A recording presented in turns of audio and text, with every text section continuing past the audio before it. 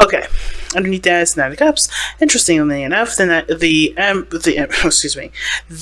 Knight of Cups came up in Capricorn's reading. As one of the challenges. Family, king and queen, the Emperor and the Empress. Capricorn, Aquarius. I'm not trying to ship y'all, because I do know that some of you guys may not have a Capricorn or Aquarius in your life. All right. Another Aquarius or a Capricorn in your life. But there's definitely earthy energy that's coming up here. There's a lot of fire energy that's coming up here. And whatever this is, and even airy energy. Well, not so much, actually. There's not really any swords in this reading at all, actually. The only air that we got here is you, the star. So...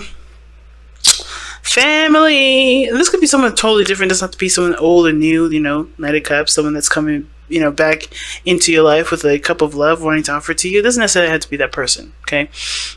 It can mean that you guys have been focusing on what you wanted and focusing on how you felt and really trying to make your dreams come true. And the Empress is someone that's definitely creating the utopia or the safe space or the happy space that they dream of, right? And there's nothing wrong with that at all. Except that fact that there's some defensive energy that's coming up here and someone that's cool with the routine and being very, very, very earthy, okay?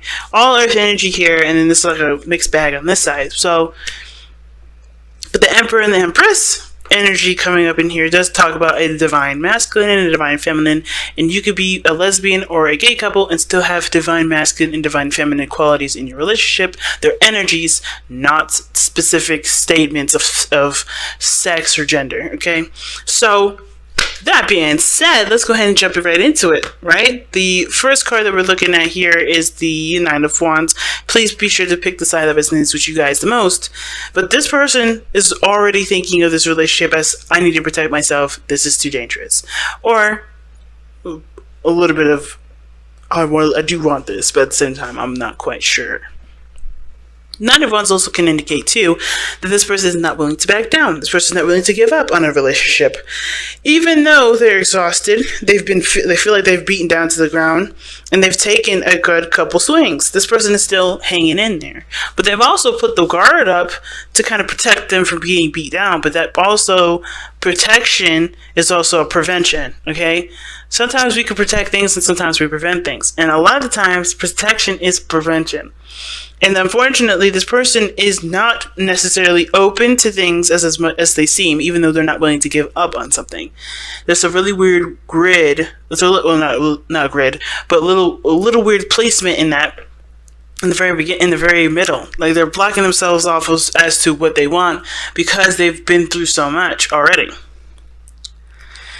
So it's understandable this person is defensive because they've gone through some shit, but at the same time, they're not necessarily opening the door or allowing this amazing manifestation energy and potential reconciliation energy or new opportunity come into their life because they're protecting themselves. Now, the other person has the Queen of Pentacles as their mind plane, so they know that I think this person's very independent, focusing on work a lot. This person is also very focused on their on materials. For some reason, their whole emphasis is all about working. It could be what makes them happy or what they see great value in, but this person also doesn't really see anything outside of material, outside of the situation of their material. I know the Queen of Pentacles is all about value. She isn't always necessarily about material, but considering that this is about how they see the relationship, they understand that I think they see themselves as, if I have this, it will equal that, and I will have this. They understand that routine is important, and that working hard is important with this relationship. And I do think they see this person, or they see this relationship as something that's great in value to them.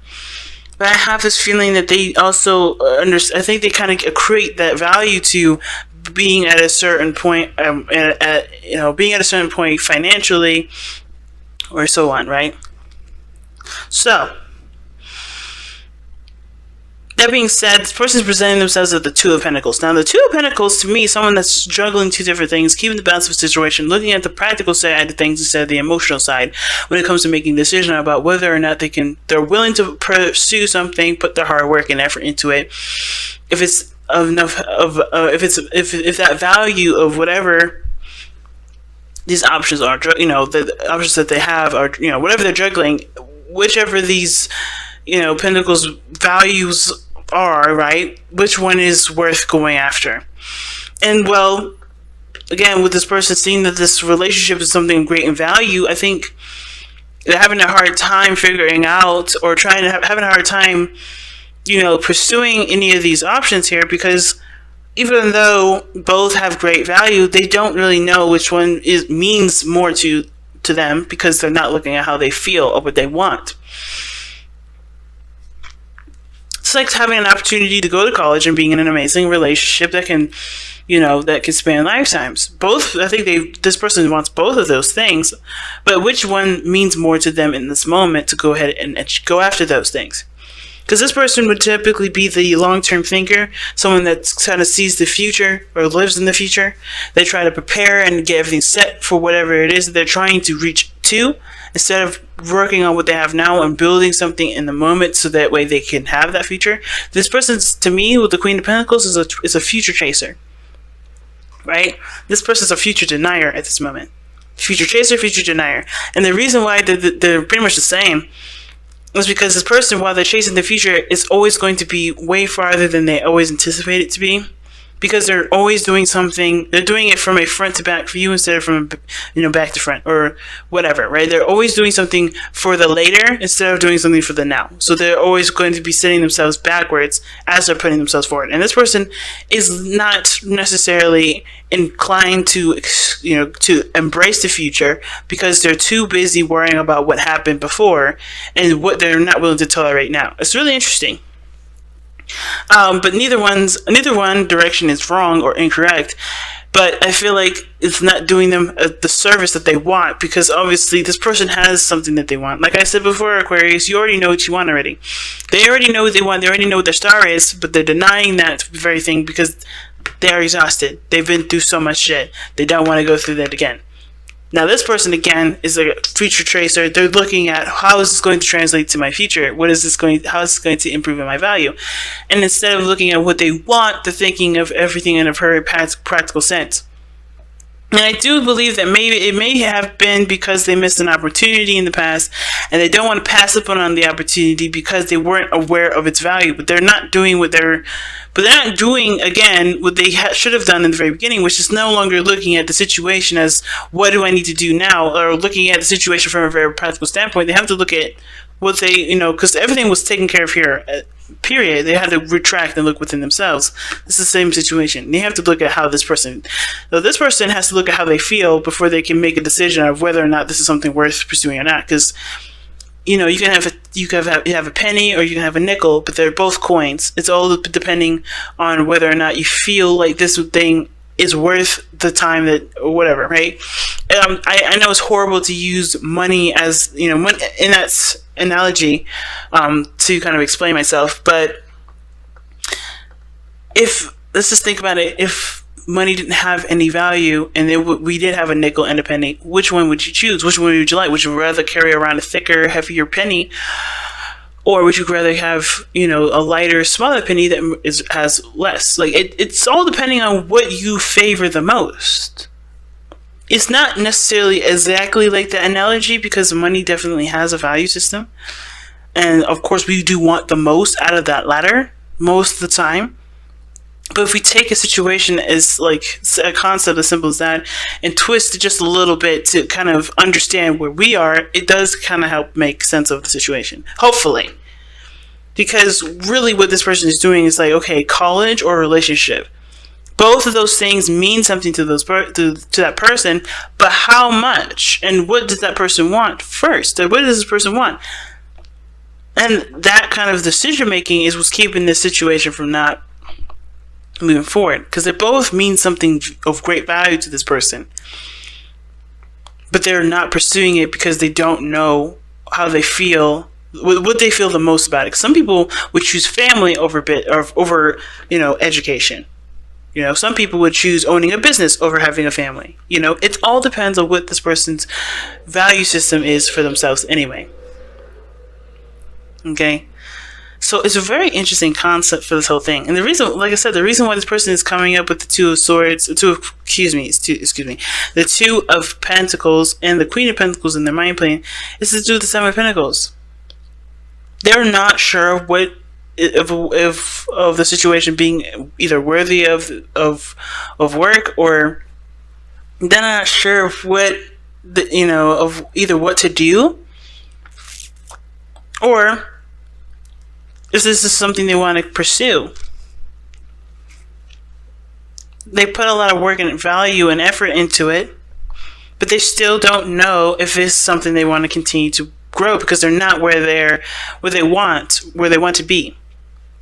Now, what brought you two together is the Fool, which talks about a brand new beginning, situations coming. I think you guys came together when you guys were, trying to make something of yourselves, trying to make something new out of your situation, taking a leap of faith, really, with this relationship that you guys both started out in, because you guys both were control freaks. The Emperor. Some of you guys both were either both control freaks, both of you guys had your own ways of seeing things and doing things, and that's not a problem.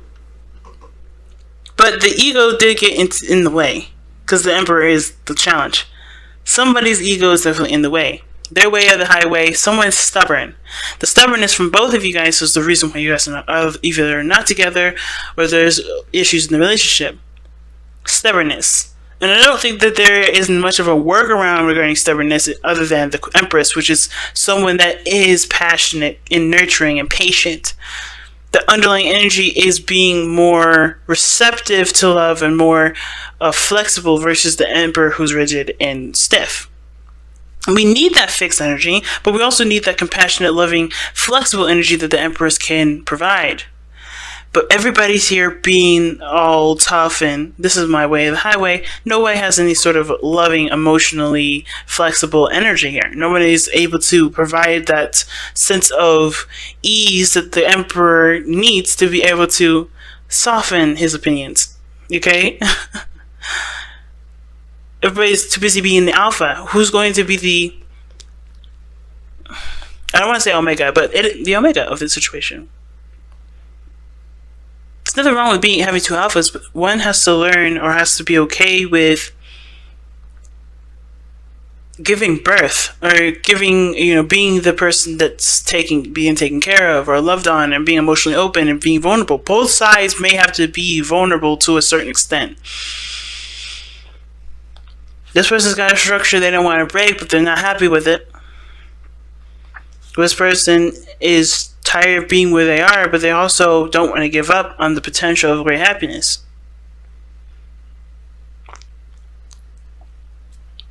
But then something's got to give. You can't have it your way and then expect the situation to fly that other way too. It's like it's like the Two of Swords for both parties here. Both parties are holding up two swords. You can't have two contradicting energies standing in the way. It's like pushing a door against a pool door. You can't do it. Or vice versa, pulling a door against a push door. How is that going to work?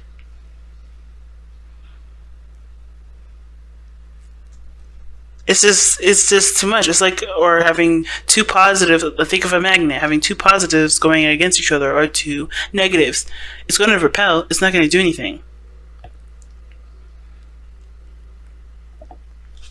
So let's see what the Power of Surrender cards have to say for this reading here.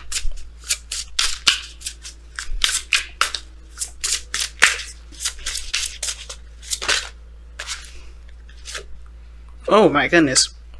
Surrender resentments. Holding on to resentments only poisons you.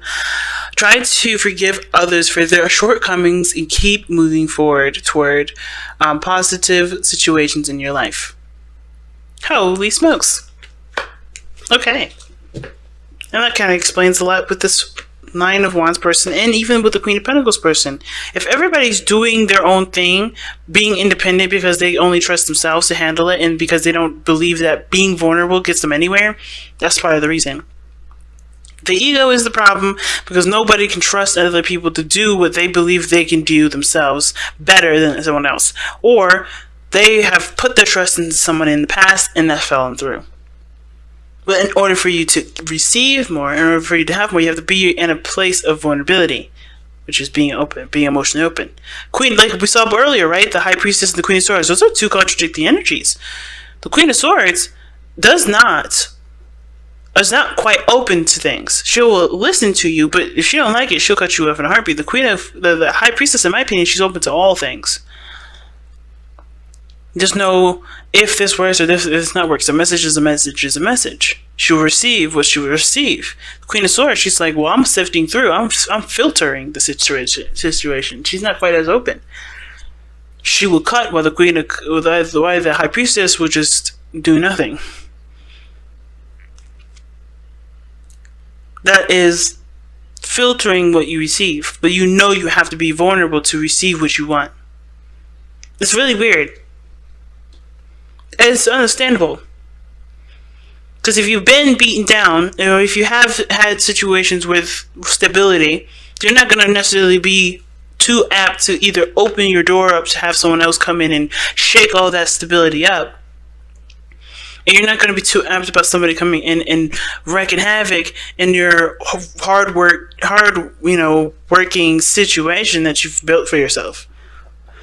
But if you want to reconnect, if you want a new opportunity in love, if you want to feel stable, if you're tired of feeling like, everything that you do, it always puts you 10 steps back, because what you really want is a relationship. You have to allow yourself to be able to receive the new love that's coming in.